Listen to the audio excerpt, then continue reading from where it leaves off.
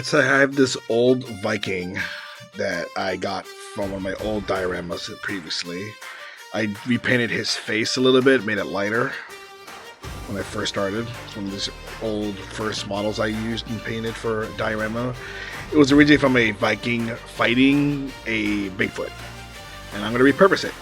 So this Viking is going to go one-on-one with this wolf. And I'm thinking about using some like Viking folklore, so like Fenrir type stuff, and I'm gonna have him going one-on-one in a snowy diorama. Alright, let's go. Okay, we're gonna start off with a base that I got from a old Warhammer Dreadnought, and then I'll be putting a cork from a coaster that I got, gluing that on top. And I'll be putting some plastic putty all over on top of the cork. But before that, I'll be super gluing the wolf on top with some old terrain thing that came from another model. Then I'll be putting the Viking on top. And then here, as you can see, I'm putting the plastic putty around the area to make the base and make some layers and texture around the base.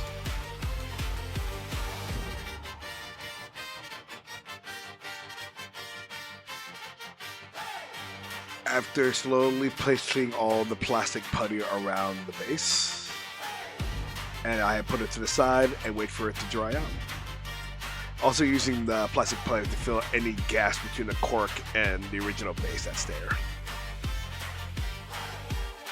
That way it can look like it blends in with the ground that the wolf is on and the other terrain.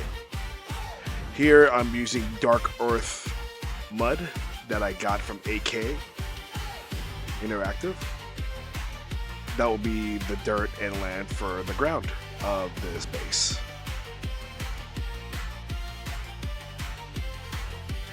And then I'll be putting that on the side to dry out. After that was dry, here I am putting some snow battlefield area that I got from Army Painter. I'll be putting some watered down glue to the side for it to dry up. After that was done, I here mixed some Mod Podge and that snowy substance from the Army Painter to make a snowy texture. And I'll be placing it around the area to make the snowy plain around the base of the diorama. I think I put too much water on the base of it, but it still came out green in the end. Gives a nice little frosty icing around. After that was done, and I wait for it to dry off, I'll be adding some snowy turf on there to give it some nice terrain and a nice winter wonderland look. That's somewhere in like Norway. After that, I'll be putting a wash right here on top of the base that I painted base to white on the wolf. After putting a brown wash, I added an extra brown leather to make it more browny of the wolf. I was thinking at first going with a black look, but then I decided to just stay with the brown and keep adding some brown with some grayish on the wolf. And from that, I'll be adding black to the eyes of the wolf. Here I added a darker brown on top. Sorry, I was wiping it off a little bit. And here I am adding some snow on the wolf, and it is look big again, like it's been snowing on top of both the Viking and the wolf. I'm painting the tongue red right there, if you can't see. I was trying to look like it's more blood coming out of the wolf's mouth. And here I'm adding the Viking that I got from the original diorama and adding him on top of the base terrain. Here I am adding a little snow on top, and the diorama was good.